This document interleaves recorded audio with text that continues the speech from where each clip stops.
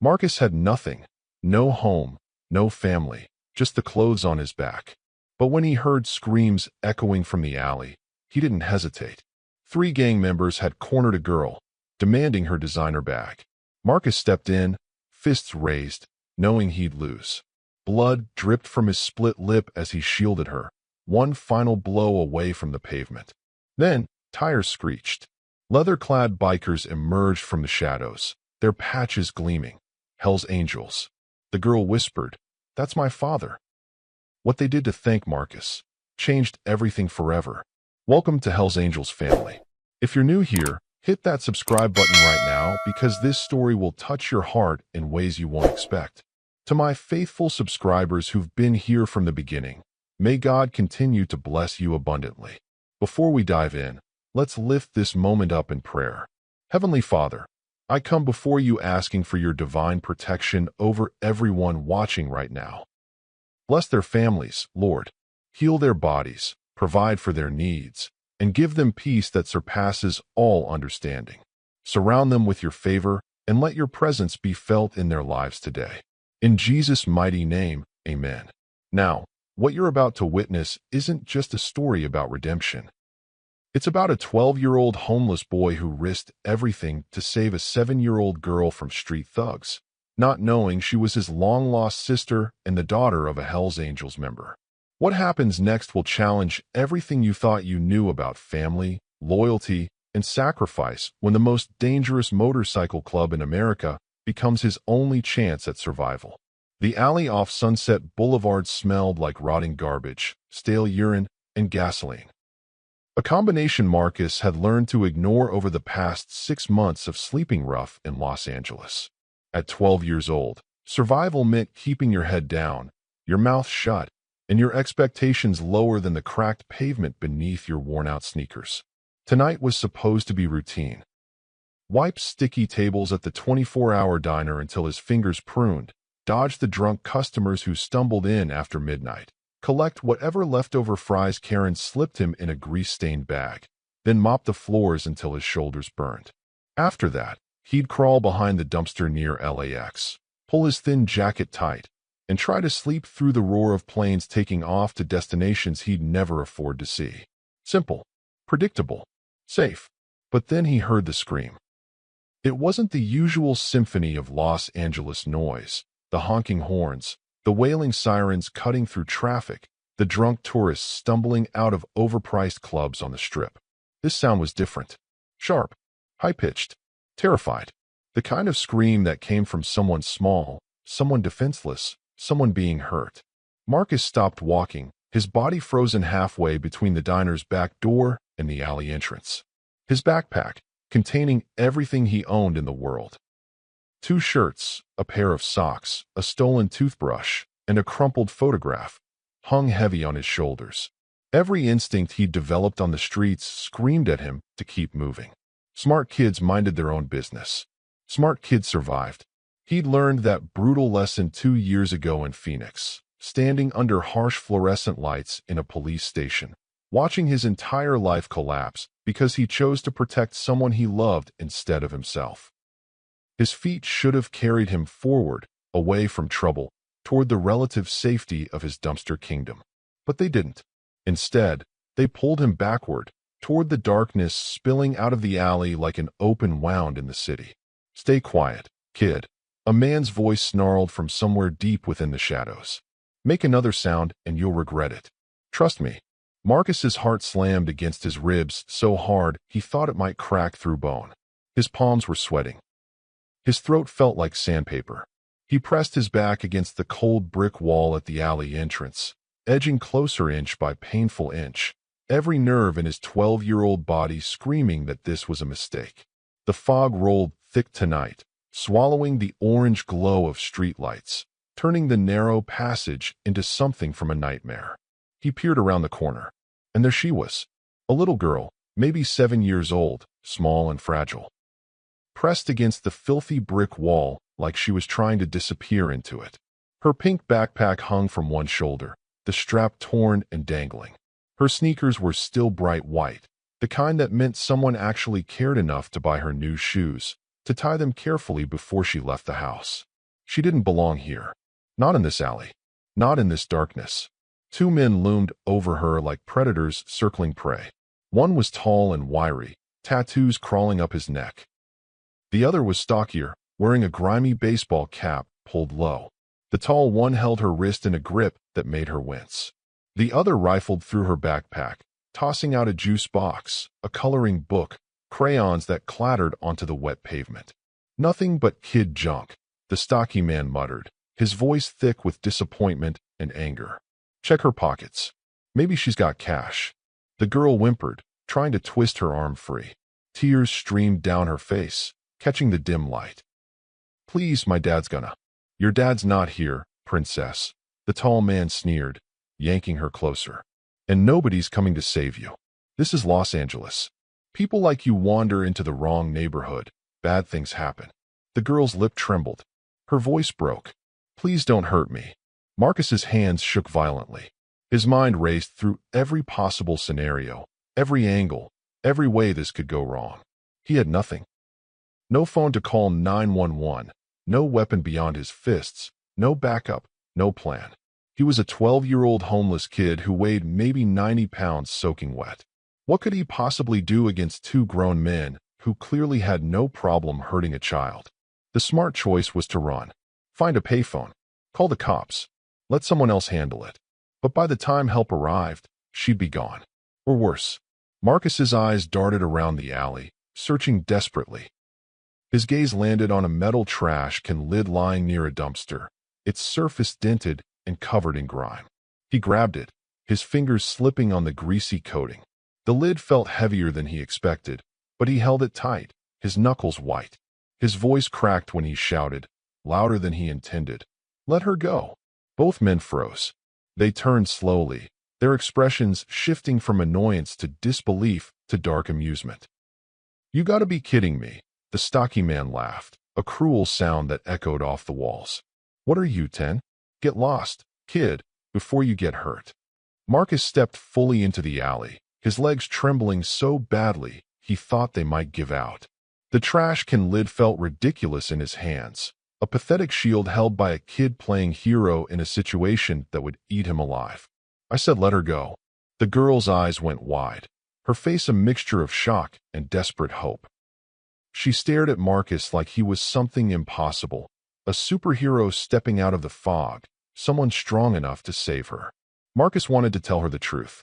He wanted to scream that he wasn't strong, that he couldn't save anyone, that he'd already failed everyone who ever mattered to him.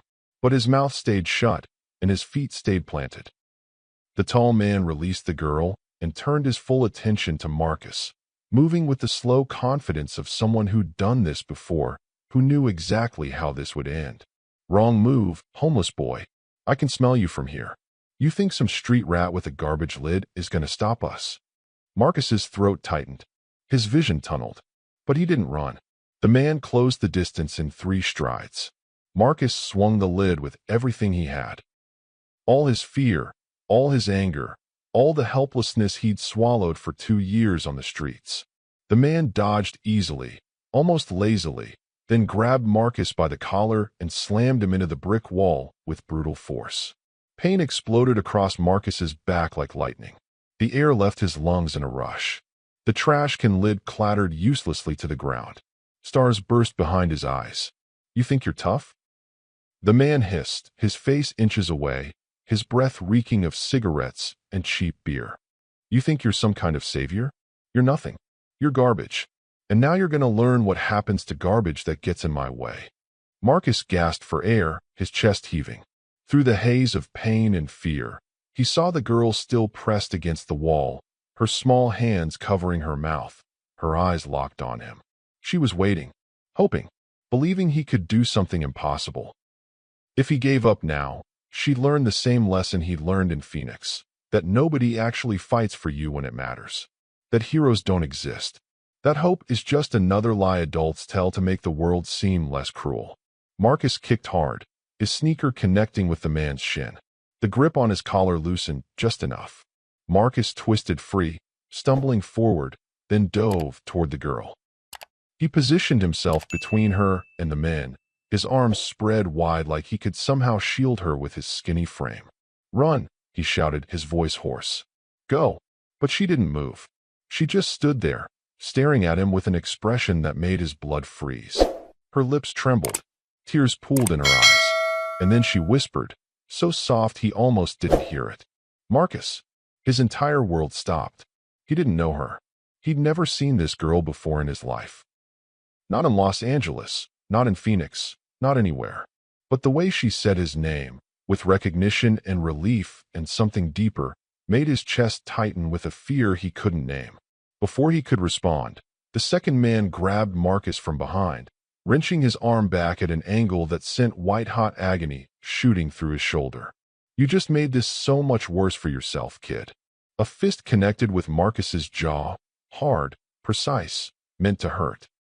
Blood filled his mouth, warm and metallic. His knees buckled. The alley tilted sideways, the fog swirling, the walls closing in. Another punch landed in his ribs. He heard something crack. Pain bloomed everywhere. His vision darkened at the edges. This was it, Marcus thought distantly. This was how his story ended. Beaten to death in a Los Angeles alley because he couldn't walk away, because he still believed, somewhere deep and stupid in his heart, that sacrifice meant something. Then the world exploded. The roar of motorcycle engines tore through the night like thunder, raw, furious, impossibly loud. The sound shook the walls, rattled Marcus's teeth, made the pavement vibrate beneath him. Headlights blazed at the alley entrance, blinding white beams cutting through the fog like searchlights from heaven or hell. Marcus couldn't tell which. The two men released him instantly. Marcus collapsed against the wall, coughing violently, blood dripping from his split lip and running down his chin. Through blurred vision, he saw the men's faces drain of color. "Oh no!" The stocky man breathed, backing away. No, we didn't know." "Run!" the tall man hissed. They bolted, disappearing into the shadows at the far end of the alley like rats fleeing light. The engines cut out, leaving only the echo of heavy boots on wet asphalt. Shadows moved through the fog. Tall, broad-shouldered figures in leather jackets that gleamed under the dim streetlights. Marcus counted 6 of them, maybe more. They moved with the kind of confidence that came from never losing a fight, from knowing the world bent around them instead of the other way around. Subscribe now. You won't believe what happens next. The little girl broke free from her frozen position against the wall. She ran past Marcus, her small feet splashing through puddles, her voice crying out with desperate relief. "Daddy! Daddy!" Marcus's vision cleared just enough to see her throw herself into the arms of a man stepping into the alley. He was massive, easily 6'3", broad-shouldered, with arms covered in ink and a face carved from violence and years of hard living. His leather vest gleamed under the weak light, and emblazoned across his back in bold letters was a patch Marcus had only seen in movies and news reports. Hell's Angels. The man caught the girl effortlessly, holding her tight against his chest, his scarred face twisting with relief and barely contained rage. "You okay, baby? Did they hurt you?" "I'm okay," she sobbed into his neck. "He saved me. That boy, he saved me, Daddy." The man's eyes, dark, dangerous, filled with something primal. Locked onto Marcus. The world stopped. Sound faded. Even the pain in Marcus's ribs dulled to background noise. Marcus knew those eyes. He'd seen them in a photograph he carried in his backpack, crumpled and faded from 2 years of sleeping rough, folded and unfolded 1,000 times when the loneliness felt like it would swallow him whole. He'd seen them in his nightmares, in every what-if question that haunted him since Phoenix. In every moment he wondered if his father ever thought about the family he left behind. The man took a slow step forward, his crew flanking him.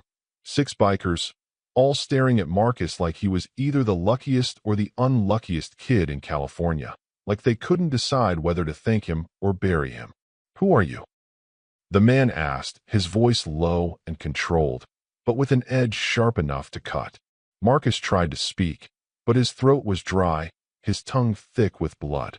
His mind screamed that this couldn't be real, that 2 years of searching, of carrying that photograph, of hoping and hating in equal measure, couldn't end here in a garbage-stained alley off Sunset Boulevard. I'm, Marcus coughed, tasting copper. I'm nobody. The man crouched down slowly, bringing his face level with Marcus's. Up close, the resemblance hit like a punch Marcus wasn't ready for. The scars were deeper, carved by violence and time. The years had been hard, but the shape of his jaw, the color of his eyes, the way he moved, like danger was just a breath away. It was all there. You're bleeding, the man said, his voice softer now, almost gentle. And you just saved my daughter. That makes you somebody. Marcus's heart hammered against his cracked ribs. The photograph in his backpack felt like it was burning through the fabric. He wanted to pull it out, to shove it in the man's face, to demand answers for every night he'd spent alone, every question his mother couldn't answer before she disappeared, every moment he'd wondered if he was worth remembering. But before Marcus could find the words, the man's expression shifted. His eyes narrowed. Recognition flickered across his face like lightning, brief, shocking, undeniable. His hand reached out slowly, calloused fingers tilting Marcus's chin up toward the light. The man froze. His jaw clenched. His breathing changed. No, he whispered, more to himself than anyone else, like he was trying to convince reality to rewind. It can't be. The little girl looked between them, her small face confused and worried. Daddy, what's wrong? Do you know him? Comment where you're watching from. This story is about to get wild. The man stood abruptly, his fists clenching at his sides so tight his knuckles went white. His crew exchanged uneasy glances, reading tension in their leader's body language that Marcus couldn't fully interpret. The fog seemed to close in tighter, suffocating the alley, pressing down on Marcus's chest until he could barely breathe. The man's voice cut through the silence like a blade through flesh. I know you. Marcus's world tilted violently. The alley, the pain, the blood dripping from his chin, it all faded into white noise. Because standing in front of him, wearing the patch of the most dangerous motorcycle club in America, holding the little girl Marcus had just risked his life to save, was the ghost he'd been chasing across state lines for 6 months. Reaper, the man in the photograph. His father. The silence in the alley felt heavier than the fog pressing down from all sides. Marcus couldn't move, couldn't breathe, couldn't do anything except stare at the man who'd haunted every corner of his mind for 2 years. Reaper stood there, frozen, his massive frame rigid with shock, his scarred face cycling through emotions Marcus couldn't read. Disbelief, recognition, something that looked almost like grief. Daddy? The little girl's voice cut through the tension. Why are you looking at him like that? Reaper didn't answer. His crew shifted uncomfortably behind him, hands hovering near their belts, uncertain whether this moment called for violence or something else entirely. One of them, a lean man with a shaved head and a scar running through his left eyebrow, stepped forward cautiously. Boss, you want us to? Nobody moves, Reaper said, his voice rough and commanding. He didn't look away from Marcus. Nobody touches him. Marcus's ribs screamed with every shallow breath. Blood still dripped from his split lip, pooling in the collar of his threadbare shirt. His vision swam, but he forced himself to stay conscious, to stay present, because if he passed out now he might wake up and find this was all a hallucination brought on by pain and desperation. Reaper took another step closer, then dropped to one knee in front of Marcus, his movements careful, deliberate, like he was approaching something fragile that might shatter. What's your name? Marcus's throat felt like broken glass. You know what it is. Say it. Marcus. The word came out bitter, sharp-edged. Marcus Cole. Your son. The girl gasped. The bikers behind Reaper exchanged shocked glances. One of them, a stocky man with a gray beard, muttered something under his breath that sounded like a curse or a prayer. Reaper's jaw clenched so tight Marcus heard teeth grinding. How did you? Where's your mother? Where's? He stopped himself, his eyes scanning Marcus's torn clothes, his dirty sneakers, the backpack that held everything Marcus owned in the world. Understanding dawned slowly, horribly. Jesus Christ. How long have you been on the streets? 6 months in L.A., Marcus said flatly. Before that, Phoenix. Before that, a juvenile program that treated 10-year-olds like criminals. The words tumbled out now, years of anger and loneliness finding their voice. Where were you? Where were you when the cops came? Where were you when Mom couldn't make rent? Where were you when I needed? I left to keep you safe. Reaper's voice cracked like thunder, echoing off the alley walls. The bikers behind him tensed, but he held up a hand, forcing control back into his tone. 2 years ago, the Dead Kings, a rival gang out of San Bernardino, came to me with photos. Photos of you, of your mother, of your baby sister. He gestured to the girl still clinging to his vest. They said if I didn't disappear, if I didn't walk away from everything, they'd kill all of you. I thought staying away would keep you alive.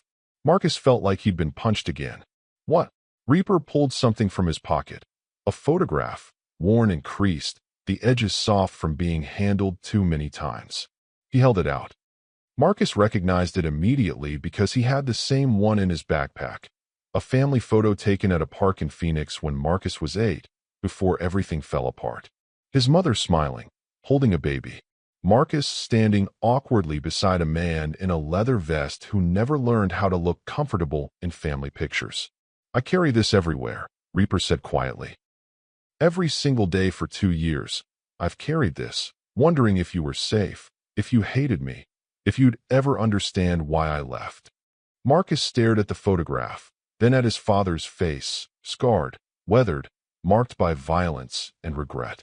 The anger that had sustained him through cold nights and empty stomachs felt suddenly complicated, tangled with questions he didn't know how to ask. Mom moved, Marcus said, his voice hollow. She left Phoenix. Didn't tell me where. I got out of juvie and she was just gone. She went to Chicago, Reaper said. She thought you'd follow. She left messages with your caseworker. I never got them. Marcus laughed bitterly. The caseworker quit. Nobody told me anything. I had nowhere to go, so I hitched rides west, hoping maybe I'd find you. He looked down at his blood-stained hands. Guess I did. Like if you're still watching, you need to see how this ends. The little girl. Marcus's sister, he realized with a jolt that felt like electricity through his bones, looked between them with wide, confused eyes. I don't understand.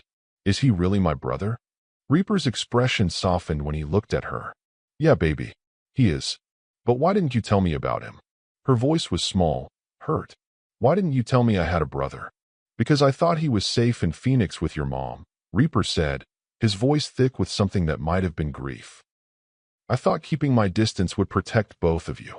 He looked back at Marcus. I didn't know she'd moved. I didn't know you were alone. One of the bikers, the one with the scar through his eyebrow, cleared his throat. Reaper, we should move. This alley's not secure. Those guys who ran might come back with friends. Reaper nodded slowly, never taking his eyes off Marcus. Can you stand? Marcus tried to push himself up, but his ribs screamed in protest. He gasped, clutching his side. Reaper moved instantly, slipping an arm under Marcus's shoulders, supporting his weight like he weighed nothing. Easy, Reaper said. You might have a cracked rib. We'll get you looked at. I don't need your help, Marcus said, but the words lacked conviction. He could barely stand without Reaper's support. You saved my daughter, Reaper said firmly. That means you get my help whether you want it or not. They moved toward the mouth of the alley where the motorcycles waited like sleeping beasts, chrome gleaming under the streetlights. Marcus had never been on a bike before. The closest he'd come was watching them roar past on the freeway while he walked along the shoulder with his thumb out, hoping someone would stop.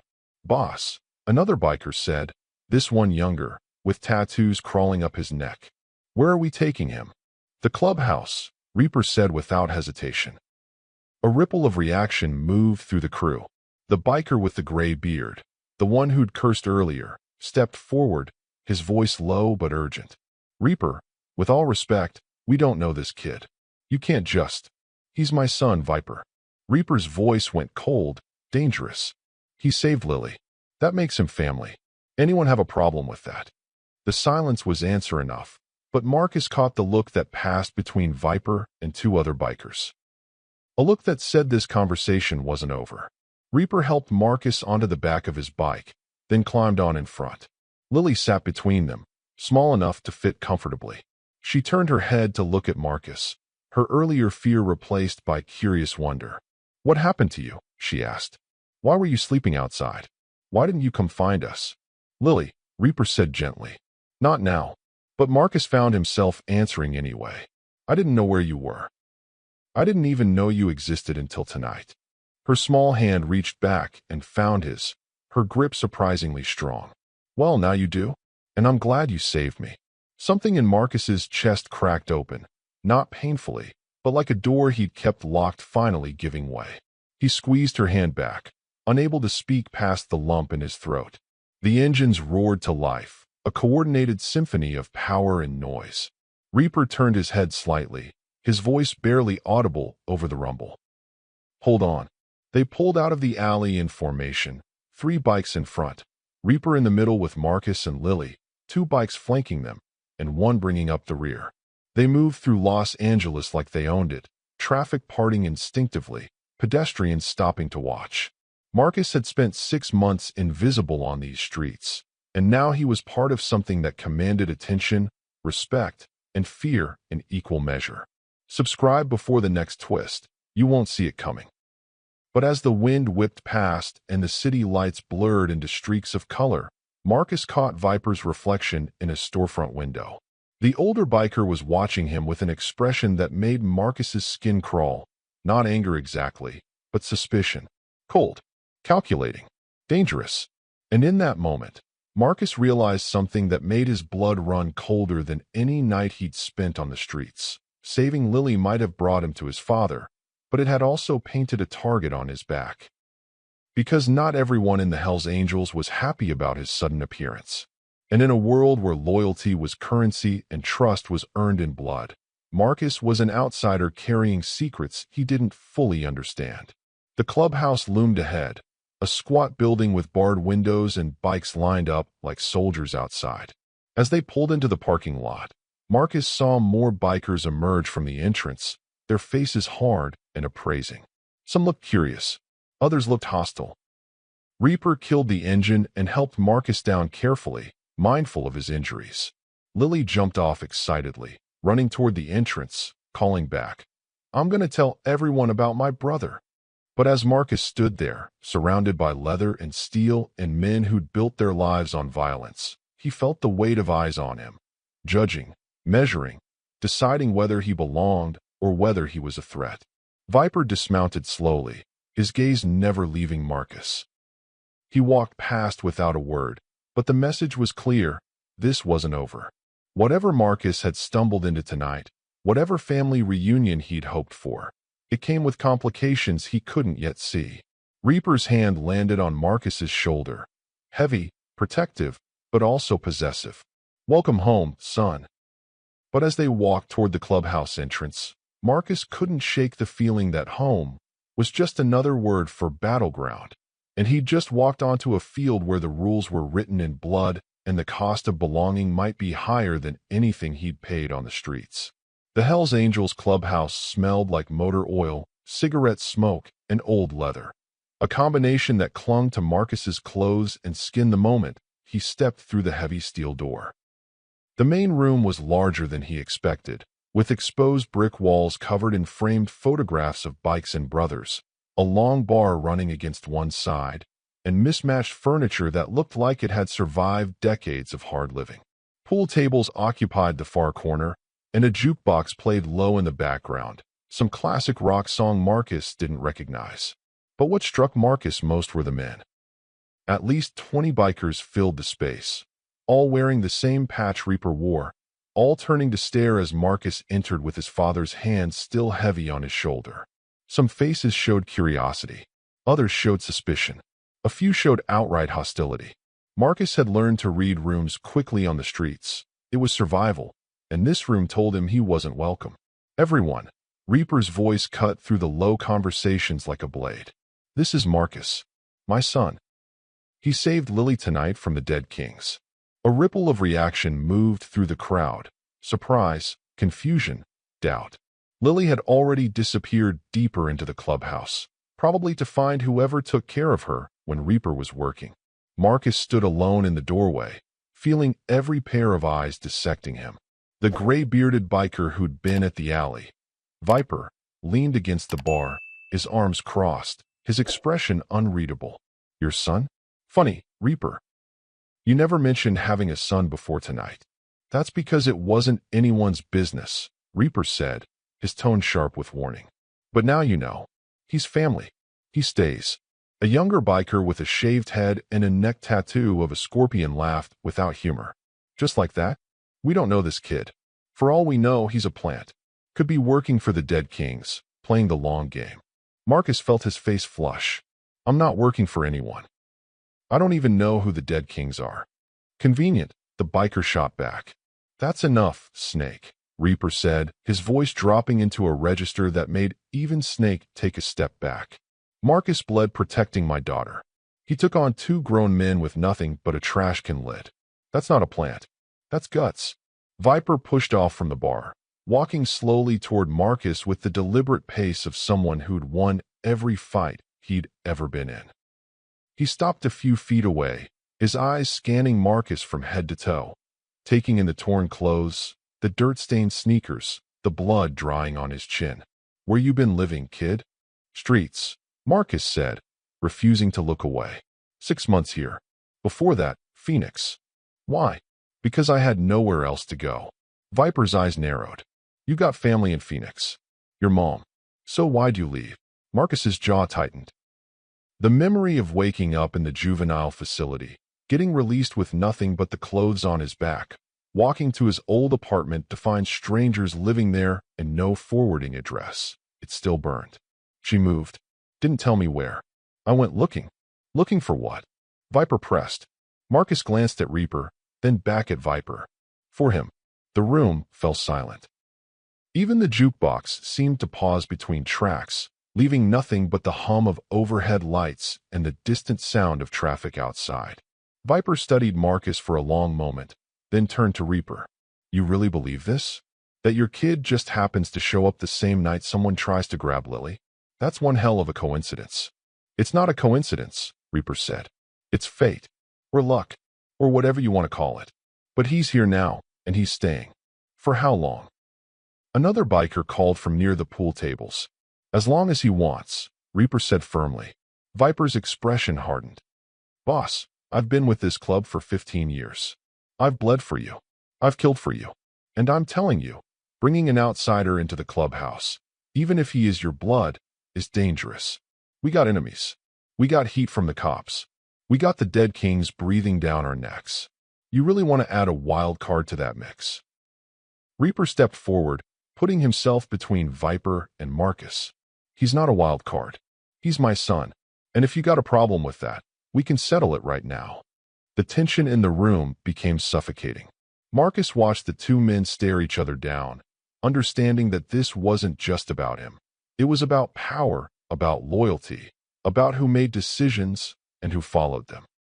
Several bikers shifted, hands moving subtly toward pockets and belts, preparing for violence that felt inevitable. Finally, Viper broke eye contact first. No problem, boss. Your call. But the way he said it, flat, cold, final, told Marcus this wasn't over. Not by a long shot.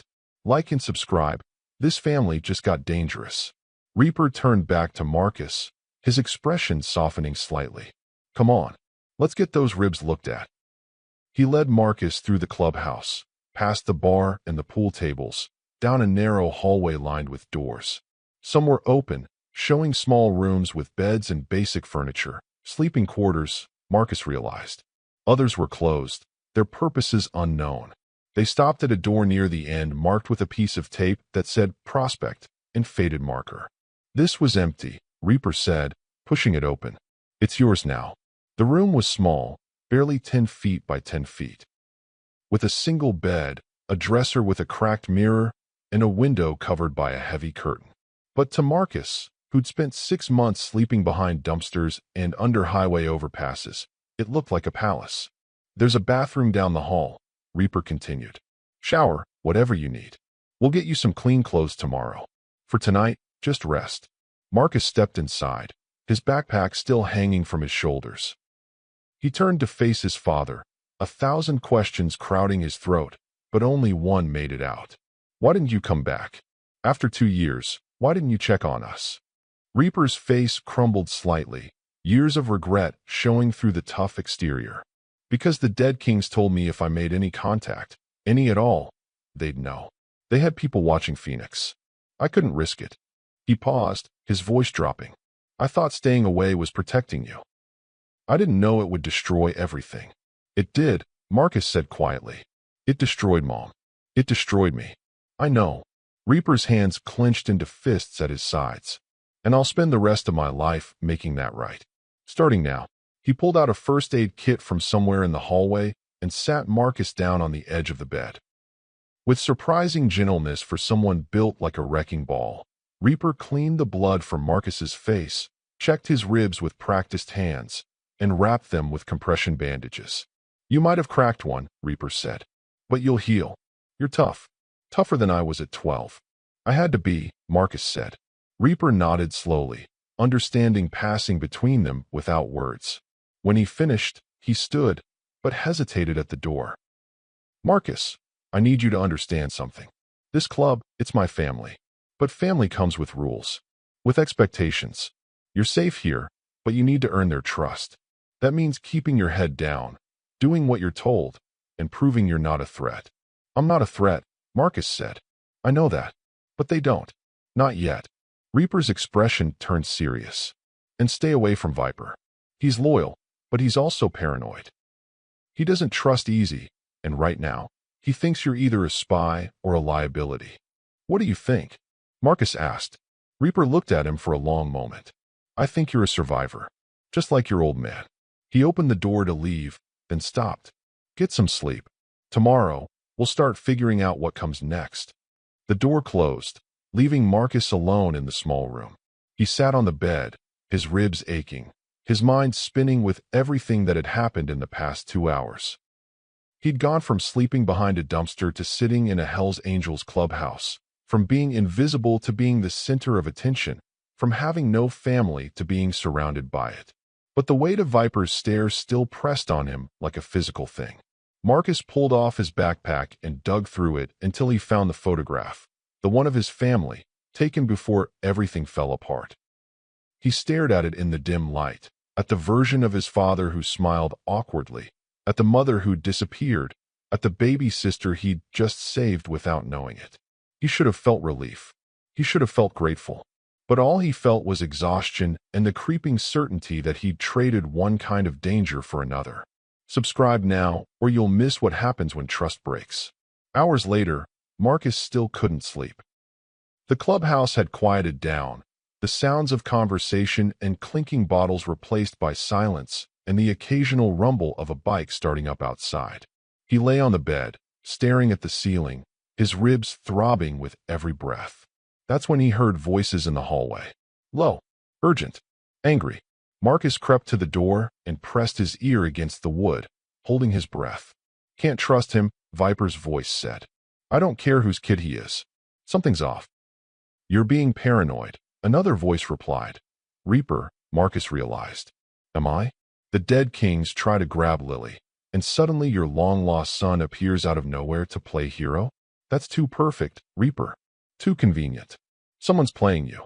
He's 12 years old, Reaper said, frustration bleeding through. He's not playing anyone. Maybe not knowingly, Viper said. But the dead kings could have planted him. Could have set this whole thing up to get inside our walls. You bring him in. He learns our routines, our weaknesses, and then they strike. A long pause followed. Marcus's heart hammered against his cracked ribs. I'll keep an eye on him, Reaper finally said. But he stays. That's final. Your funeral, Viper said coldly. But when this blows up in your face, don't say, I didn't warn you. Footsteps faded down the hallway. Marcus stumbled back from the door, his mind racing. He wasn't a spy. He wasn't working for anyone. But how could he prove that to people who'd built their lives on distrust and violence? He climbed back into bed, but sleep felt impossible now. Because somewhere in this clubhouse, Viper was watching. Waiting. Looking for any excuse to prove Marcus didn't belong. And Marcus had a sinking feeling that no matter what he did, that excuse would come sooner rather than later. Marcus woke to sunlight streaming through the gap in the heavy curtains, his body stiff and his ribs screaming with every breath. For a disorienting moment, he forgot where he was. The mattress beneath him felt too soft, the walls too close, the silence too complete. Then memory crashed back. The alley, Lily, Reaper, the clubhouse. He sat up slowly, wincing, and caught his reflection in the cracked mirror across the room. His face was a mess of bruises, his lips still swollen, a dark purple mark spreading across his jaw. A knock on the door made him flinch. "Marcus? You awake?" Lily's voice, bright and cheerful, cut through the morning quiet. "Yeah," he called back, his voice rough from sleep. The door opened, and Lily bounded in wearing pink pajamas covered in unicorns, her hair pulled into pigtails. She carried a plate stacked with pancakes and bacon, steam rising from the food. "Daddy said you need to eat. He said you're too skinny." Marcus's stomach growled violently at the sight and smell of hot food. Real food, not leftovers or half-eaten scraps from diner trash cans. "Thanks." Lily set the plate on the dresser and climbed onto the bed beside him, her small legs dangling over the edge. "Does it hurt? Your face, I mean." "A little," Marcus admitted. "You were really brave," she said, her voice going soft and serious. "Those men were scary. But you didn't run away." Marcus didn't know what to say to that. Running would have been smart. Running would have kept him safe. But he'd stopped making smart choices the moment he heard her scream. "You would have done the same for me." "I don't know," Lily said honestly. "I'm only 7. I'm not brave like you." "You ran to get help when you could have frozen," Marcus pointed out. "That's brave." She smiled, then tilted her head curiously. "Do you really not remember me?" "From before." Marcus's chest tightened. "You were just a baby when Reaper left. I didn't even know your name until last night." Lily's expression fell slightly. "Mom used to show me pictures sometimes. Of you. She said you were my big brother and that someday we'd all be together again. But then she stopped talking about you, and when I asked, she'd get really sad." The weight of those words settled over Marcus like a blanket made of stones. His mother had remembered. She'd tried to keep the family alive in Lily's memory, even when Marcus had been erased from her own life by distance and silence. "I didn't know," he said quietly. "I didn't know she told you about me." "Well, now you're here," Lily said, brightening. "So we can be a real family again, right?" Before Marcus could answer, heavy footsteps echoed down the hallway.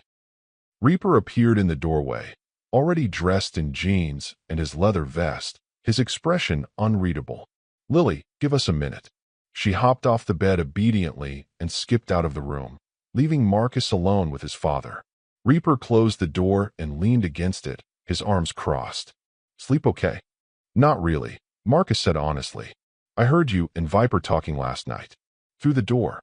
Reaper's jaw tightened. "How much did you hear?" "Enough to know he thinks I'm a spy for the dead kings." Marcus met his father's eyes. "I'm not. I swear I'm not." "I know," Reaper said. "But Viper's not wrong to be suspicious. In our world, trust gets you killed. So you need to understand.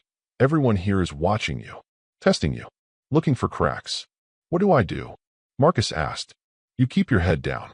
You do whatever tasks I give you without complaint. You don't ask questions about club business. You earn their respect the same way everyone else does, by proving you're loyal, useful, and not a threat." Reaper pushed off the door and walked to the window, pulling the curtain aside to look out at the parking lot. "Starting today, you work. There's bikes that need cleaning, parts that need organizing, errands that need running. You do it all without attitude. Understand?" Marcus nodded. "Yeah, I understand." "Good." Reaper turned back to face him. "Also, stay away from Viper. Don't engage. Don't argue. Just keep your distance." "He doesn't trust me," Marcus said. "He doesn't trust anyone," Reaper replied. "But right now, you're the new variable. The unknown.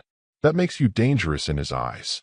For the next 3 days, Marcus worked until his hands blistered and his already injured ribs felt like they'd never heal.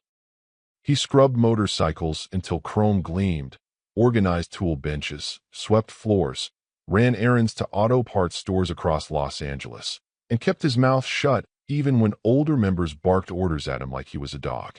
Some of the bikers warmed to him slightly, nodding in acknowledgement when he did good work, tossing him a beer one evening that he didn't drink but appreciated anyway. Others remained cold, watching him with suspicion that never faded. Viper was the worst. He never spoke directly to Marcus, but Marcus felt his presence constantly, lurking at the edge of his vision, observing, cataloging every movement and mistake. It was like being hunted by something patient and cruel. On the fourth night, Marcus couldn't sleep again. His mind churned with exhaustion and anxiety, replaying every interaction, every sideways glance, every moment where he felt like he'd failed some invisible test. He climbed out of bed around 2 in the morning and wandered down the hallway, thinking maybe he'd grab water from the kitchen. That's when he heard voices coming from one of the back rooms. Low, secretive, wrong. Marcus's instincts, honed by 2 years of surviving on streets where danger announced itself in whispers, screamed at him to pay attention. He crept closer, pressing himself against the wall, holding his breath. Next meeting is Thursday, a voice said. Viper's voice. The dead kings want confirmation. Marcus's blood turned to ice. You sure about this? Another voice asked, one Marcus didn't recognize. If Reaper finds out. Reaper won't find out. Viper cut him off sharply. He's too distracted with his street rat kid to see what's happening right under his nose. By the time he figures it out, it'll be too late. What about the kid? The other voice pressed. You think he's really just a coincidence? Doesn't matter, Viper said coldly. Coincidence or plant, he's a loose end. And loose ends get cut. Like and subscribe.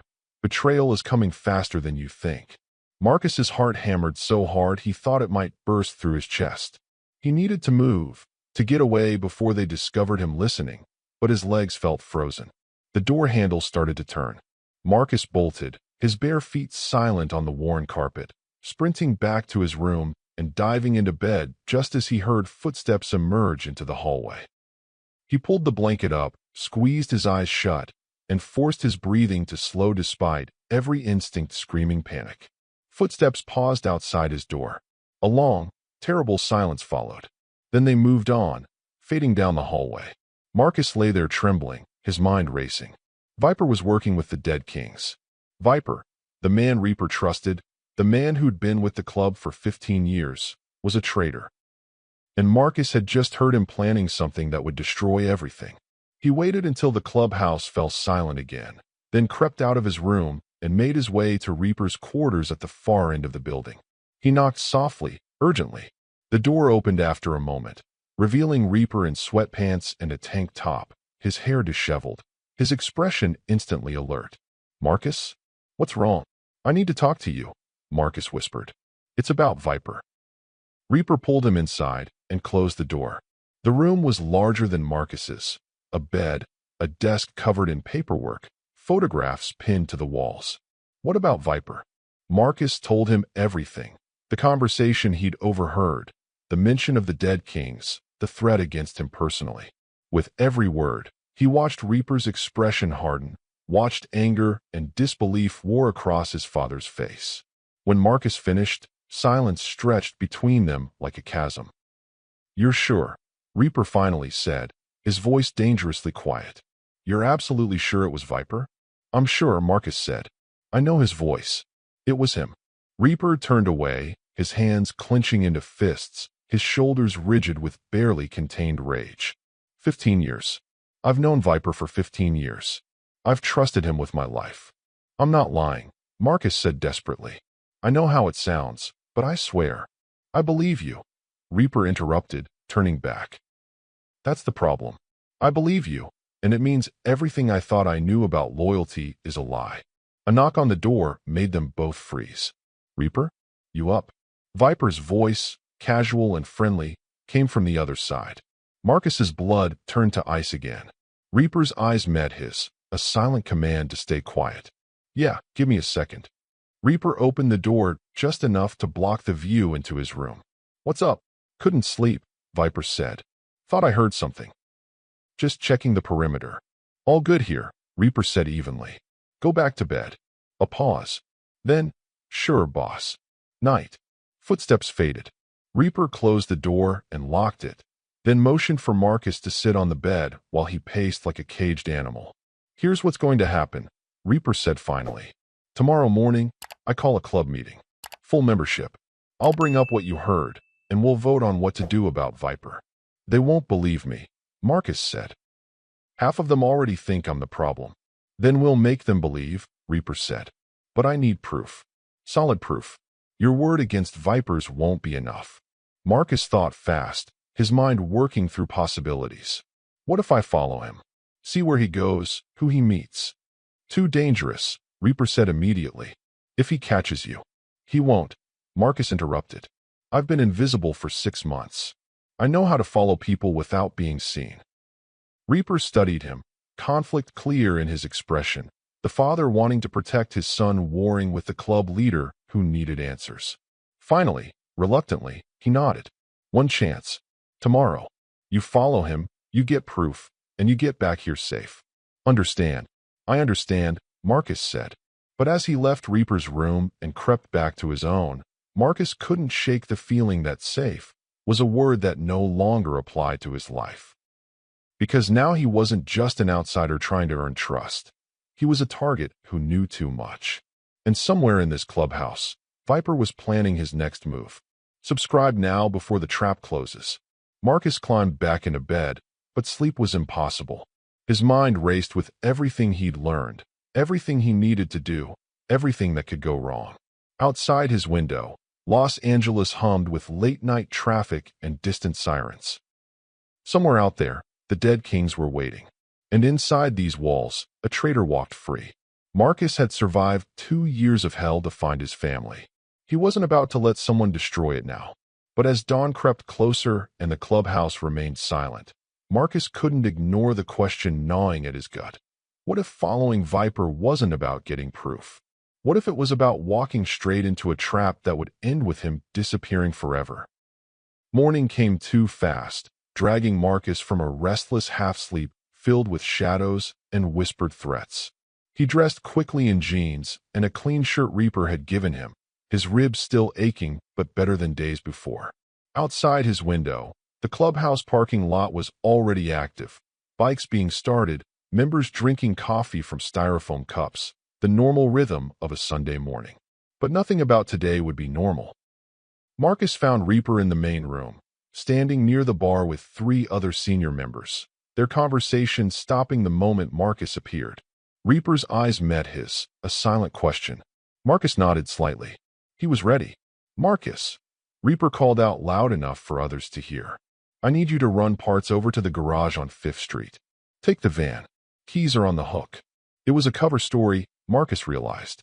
A reason for him to leave the clubhouse without raising suspicion. "Yes, sir." But as Marcus turned toward the door, Viper emerged from the hallway, coffee cup in hand, his expression unreadable. "Need company, kid? 5th Street's not the best neighborhood for someone your age."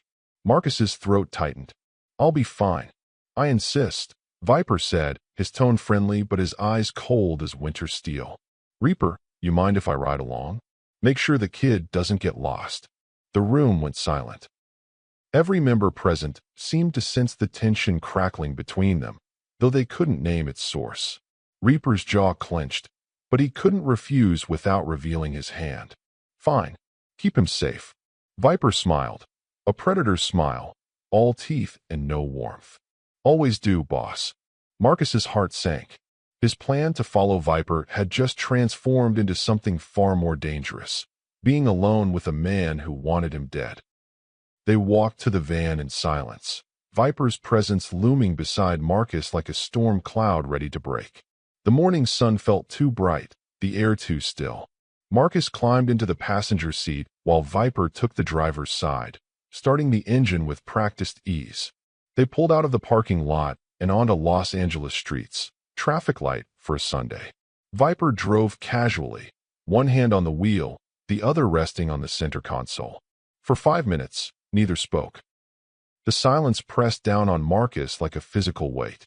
Finally, Viper broke it. "You're pretty good, kid. I'll give you that." Marcus kept his eyes forward. "Good at what?" "Playing the victim. The lost boy. The hero." Viper's voice remained conversational, almost friendly.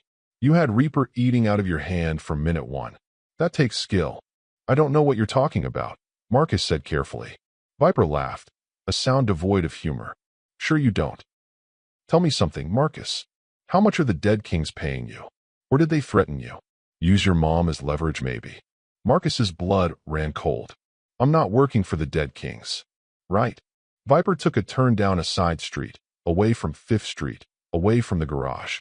So it's just coincidence that you show up the exact night they try to grab Lily? Just luck that you saved her and wormed your way into the clubhouse. It wasn't luck, Marcus said, his voice rising despite himself. It was real. Those men were going to hurt her, and I. You followed a script, Viper interrupted coldly. And you played your part perfectly. I have to admit, using a kid was smart. Made Reaper drop his guard. Made him sloppy. The van turned again, this time into an industrial area Marcus didn't recognize. Warehouses with broken windows, empty parking lots, no witnesses.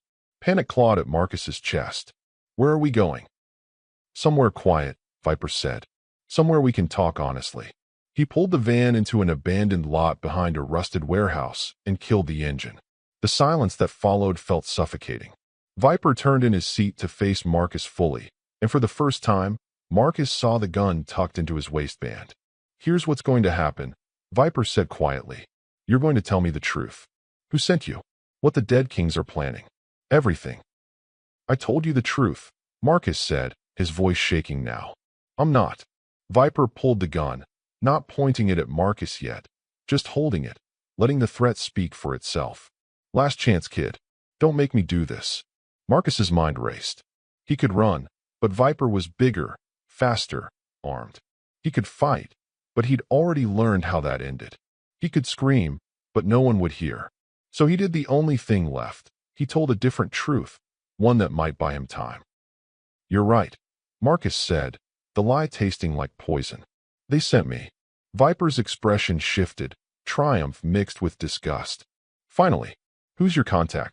A man named Kane, Marcus said, pulling the name from Reaper's earlier conversations about the Dead King's leadership. He said if I got inside, if I earned trust, I'd get paid. $5,000. And your job? Learn routines. Count members. Report back. Marcus forced himself to meet Viper's eyes. But I wasn't going to do it. Not after meeting Lily. Not after. Save the sob story, Viper cut him off. Where's Kane now? I don't know, Marcus said. I was supposed to call him, but I haven't. I swear. Viper studied him for a long moment, the gun still held loosely in his hand. Then, slowly, his expression changed, from anger to something almost like satisfaction. You know what, kid? I believe you. Relief flooded through Marcus. Premature, he'd realized seconds too late. I believe you because it doesn't matter, Viper continued. Whether you're a spy or just a mistake, you're still a problem. And I deal with problems permanently. He raised the gun. Like and subscribe. This ending will shock you. Marcus moved on pure instinct, throwing himself sideways as the gun fired, deafening in the enclosed space. The window behind him exploded, glass raining down. Marcus kicked hard, his foot connecting with Viper's wrist. The gun flew from his grip, clattering somewhere under the seats. Viper roared, lunging across the console. His hands found Marcus's throat, squeezing, cutting off air. Marcus clawed at his arms, his vision already darkening, his lungs screaming. He was 12 years old, 90 pounds, facing a man who'd killed before and wouldn't hesitate now. Then, through the ringing in his ears, Marcus heard it. The roar of motorcycle engines, close and getting closer. Viper heard it too. His grip loosened slightly, confusion crossing his face. What the? The warehouse lot flooded with bikes, 10, 12, more, surrounding the van in a semicircle of chrome and leather. Reaper dismounted first, his expression carved from stone and fury. Behind him, the entire club followed, engines cutting out one by one until only silence remained. Viper released Marcus and sat back, his face pale. Boss, I can explain. Shut up, Reaper said, his voice quiet and more terrifying for it. He opened the passenger door, his eyes scanning Marcus for injuries. You okay? Marcus nodded, coughing, rubbing his throat where Viper's hands had left marks. Reaper turned his attention to Viper. "Get out of the van." "Reaper, listen," the kid admitted it. "He's working for Kane. He's a dead king's plant." "I said get out." Viper climbed out slowly, hands raised, eyes darting between club members who watched him with expressions ranging from confusion to dawning horror. Reaper pulled something from his pocket, a small recording device. He held it up so everyone could see. "Marcus wore a wire," Reaper said flatly. "We heard everything. The threats, the gun, and most interesting, your slip-up." Viper's face went from pale to ashen. "What slip-up?" "You asked Marcus where Kane was," Reaper said. "But Marcus never mentioned Kane by name to anyone except me in private. The only way you'd know about Kane is if you were working with him yourself." The silence that followed felt like the world holding its breath. 15 years, Reaper continued, his voice shaking with barely controlled rage.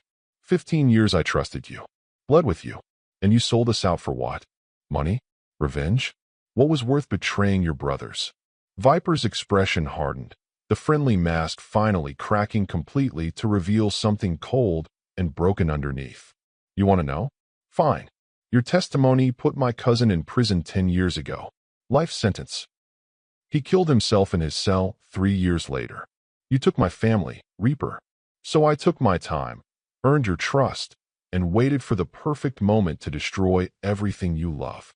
The admission hung in the air like smoke. The dead kings were supposed to grab Lily that night.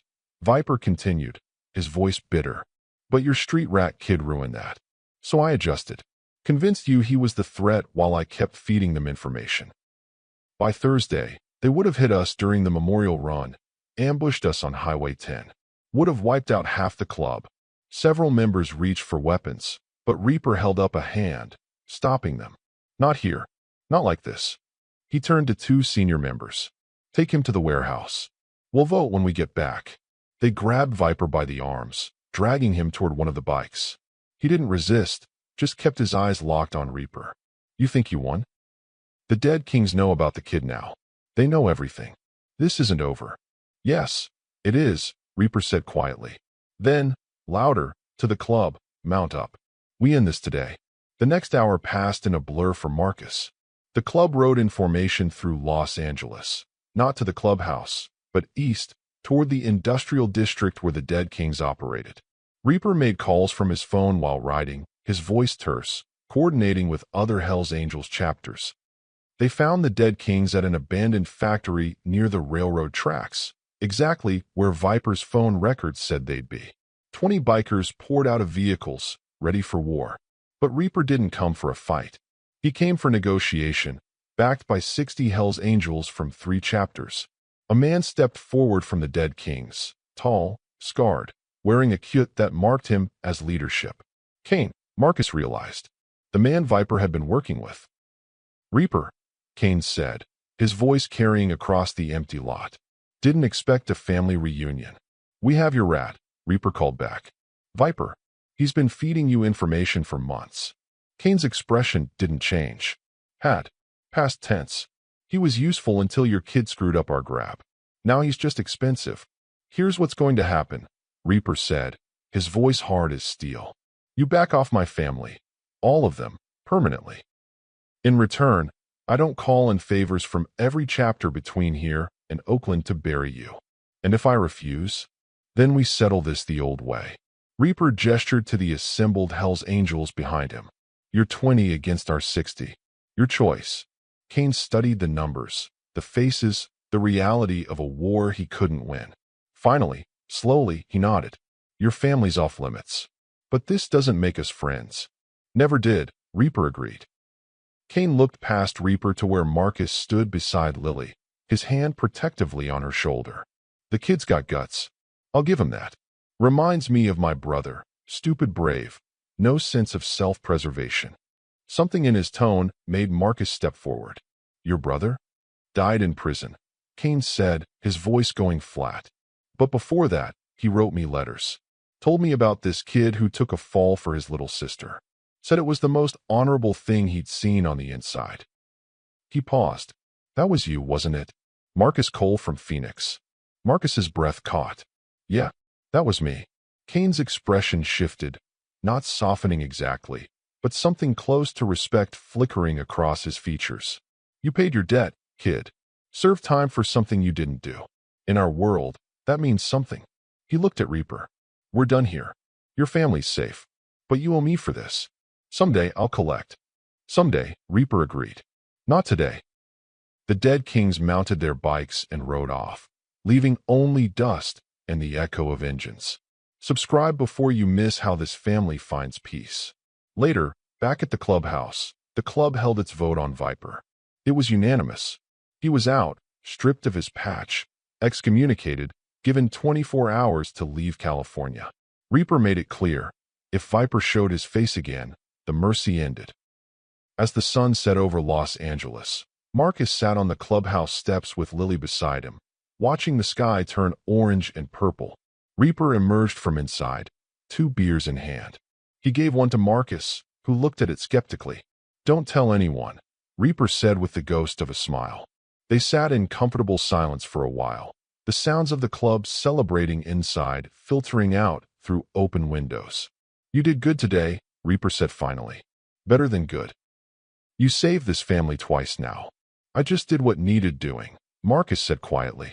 That's what family does, Reaper replied. He reached into his pocket and pulled out a phone, new, still in the box. This is for you. Loaded with minutes. First number programmed in his mind. Second is the clubhouse. Third. He hesitated. Third is your mom. In Chicago. Marcus's hands shook as he took the phone. You found her. Made some calls after Kane mentioned your story. Turns out she's been looking for you too. Called every shelter, every agency. She thought you were dead. Reaper's voice cracked slightly.